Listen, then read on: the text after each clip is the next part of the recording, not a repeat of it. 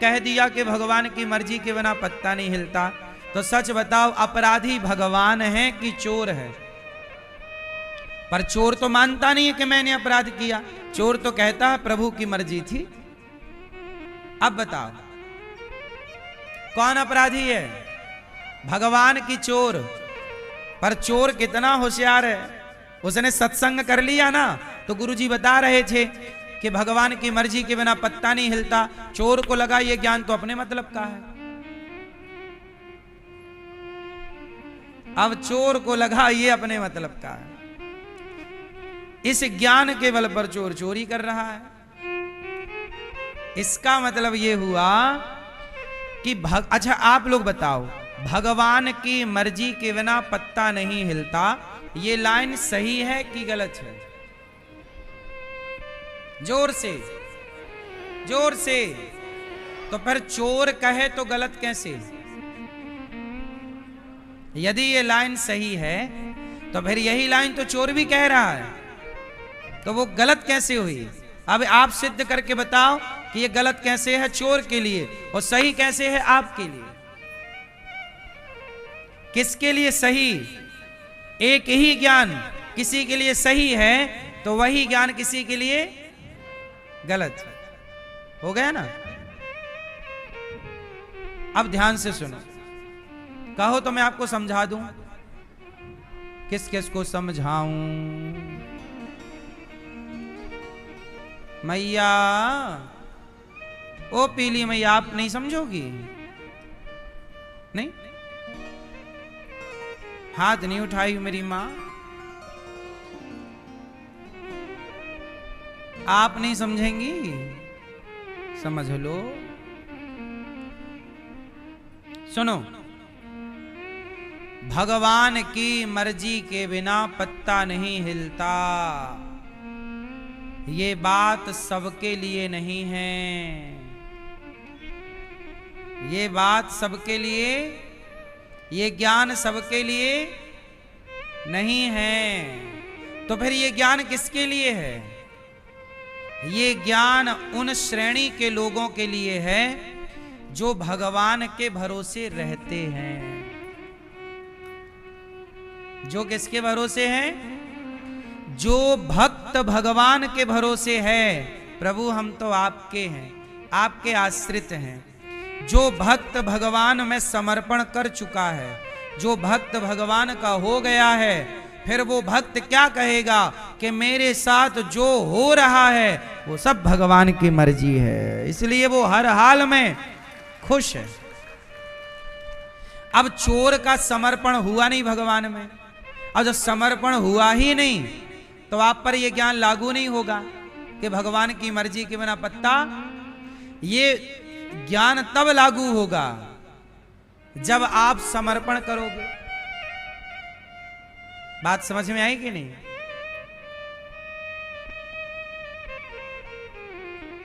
समर्पण नहीं किया तो लागू नहीं होगा।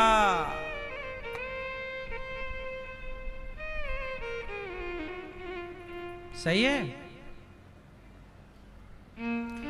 ये ज्ञान भगवान की मर्जी के बिना पत्ता नहीं हिलता, जो भक्त भगवान के भरोसे है। अब जैसे मीराबाई, मीराबाई भगवान के आश्रित है। फिर मीराबाई के ससुर ने क्या दिया मीरा को? जहर। क्या दिया?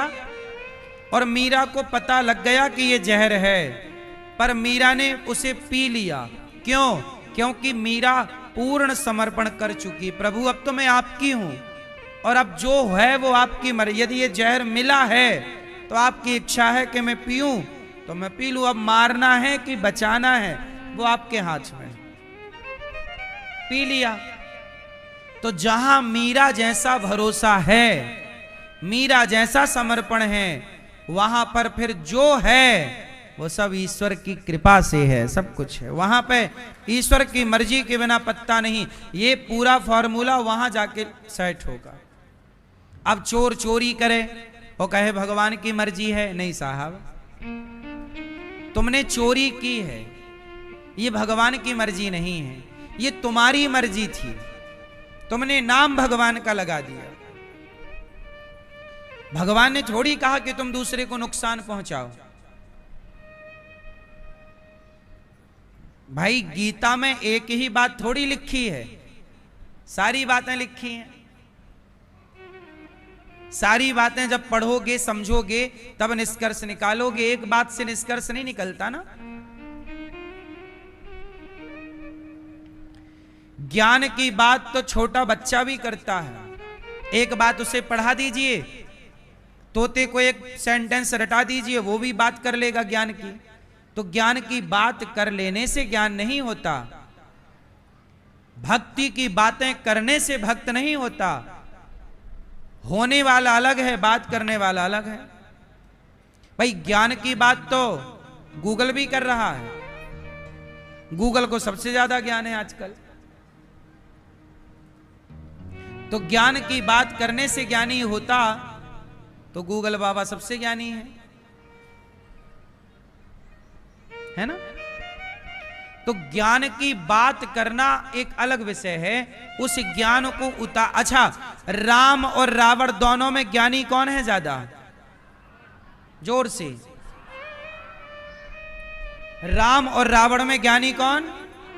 रावण ज्यादा ज्ञानी है। रावण भाई व्यवहार, राम भगवान है, ये अलग विषय है कि राम भगवान है और भगवान सबसे ज्ञानी है, भगवान से बड़ा कोई नहीं, ये तो बात अपनी जगह है। लेकिन राम मनुष्य बनकर आए, उस मनुष्य शरीर में राम और रावण को यदि रखा जाए तो रावण सबसे ज्यादा ज्ञानी है। लेकिन वो ज्ञानी रावण, उस ज्ञानी रावण ने जो ज्ञान पाया उस ज्ञान पर चल ही नहीं पाया। अच्छा, राम जी का ज्ञान रावण से कम था, लेकिन जितना ज्ञान था राम उस पर चले। रावण नहीं चला, राम चले। तो ज्ञानी वो नहीं जो ज्ञान रट ले, ज्ञानी वो है जो ज्ञान पर चल पड़े। रटने वाले को रट्टू तोता कहते हैं। लाल मैया जगाओ मैया, गिर ना जाना सोते सोते। दो मैया सो रही हैं बड़ी देर से, दोनों लाल मैया हैं।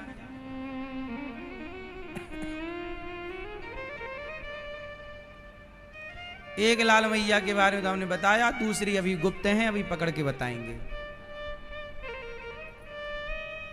दूसरी वाली बहुत सावधानी से सो रही हैं,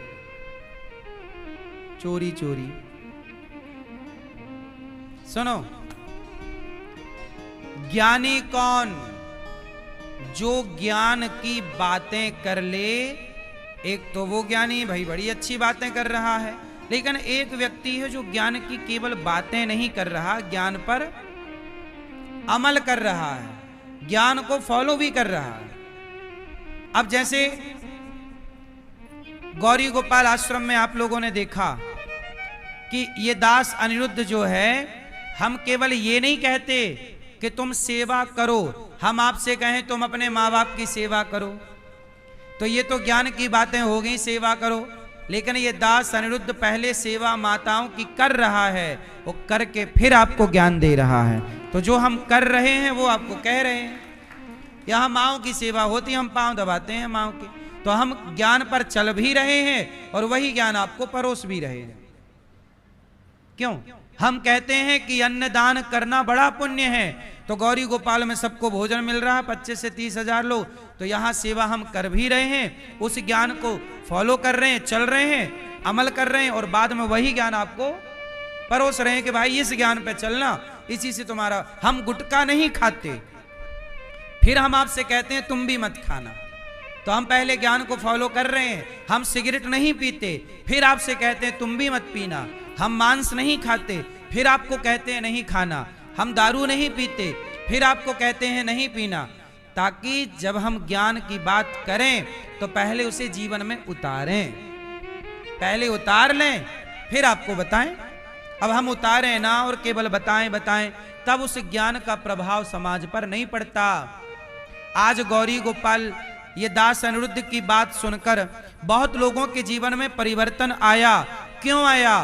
क्योंकि पहले उन बातों से मैंने अपने जीवन को संवारा, फिर जब मैंने फॉलो खुद किया, जब मैंने खुद उस ज्ञान को जीवन में चरितार्थ किया, तो उसका प्रभाव तो समाज पर पड़ेगा ही पड़ेगा ना। रट्टू तोते की बातों का प्रभाव समाज पर नहीं पड़ता। इसलिए मैं खुद तंबाकू खा के आपसे कहूं कि तंबाकू ना खाओ तो आपको प्रभाव नहीं पड़ेगा। अरे आप तो खुद खाते हो तंबाकू।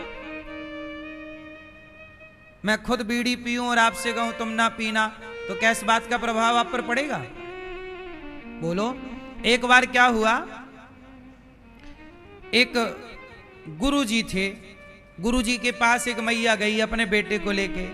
मैया सुनो, ये बच्चा शक्कर बहुत खाता है, गुरुजी थोड़ा इसको बोलो कि शक्कर ना खाया करे, बहुत नुकसान करती है, शक्कर ना खाए, शुगर का डर है, मिलावटी है।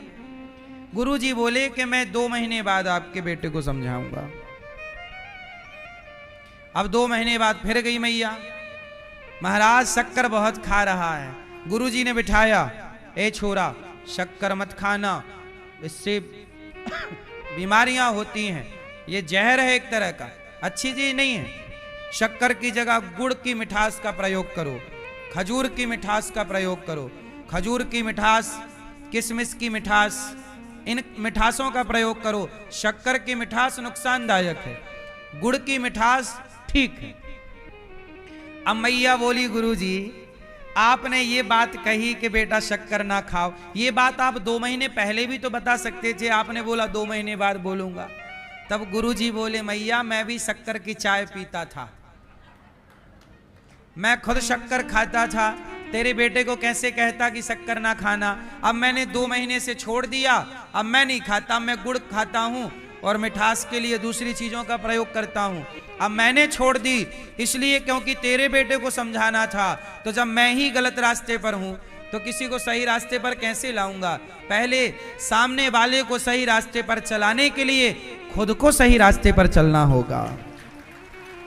आज माँ बाप की कमी यही तो है कि माँ बाप बच्चे को सही चलाना तो चाहते हैं पर स्वयं सही नहीं चलना चाहते। माँ बाप की जिम्मेदारी है कि माँ बाप सही रास्ते पर चलें और उसी सही रास्ते पर बच्चों को चलाएं।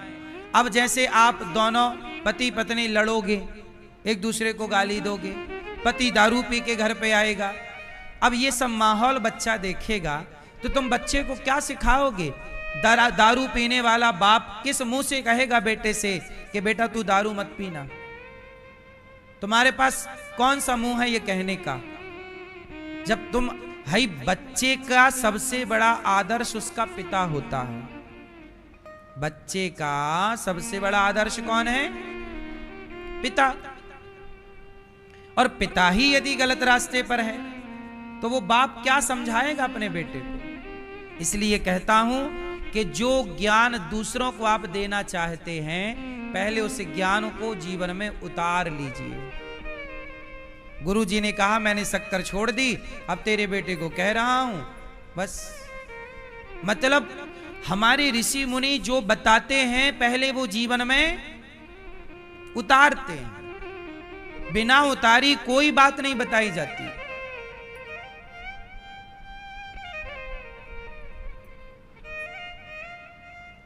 बिना उतारी कोई बात ना बताई जाएगी।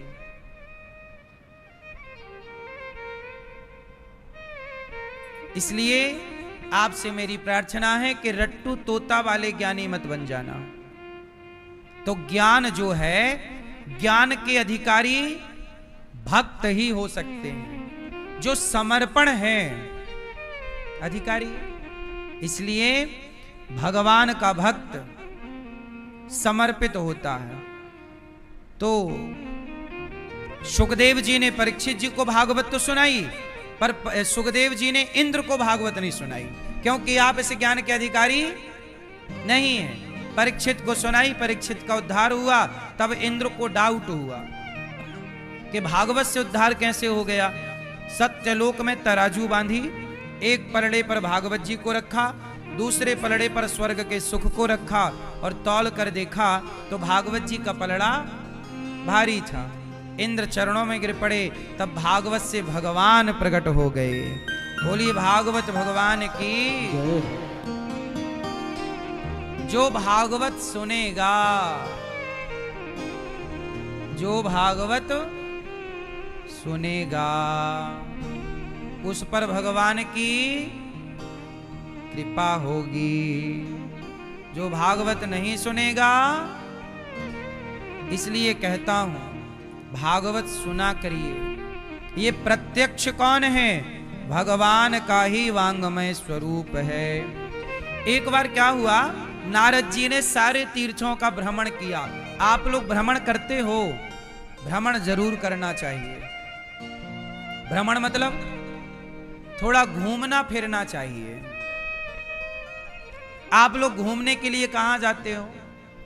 आप लोग घूमने के नाम पर जाते हो, कहीं कोई कहीं जा रहा है, कोई कहीं आजकल तो शादी हुई और पति पत्नी सीधा घूमने निकल जाते हैं, दुनियादारी।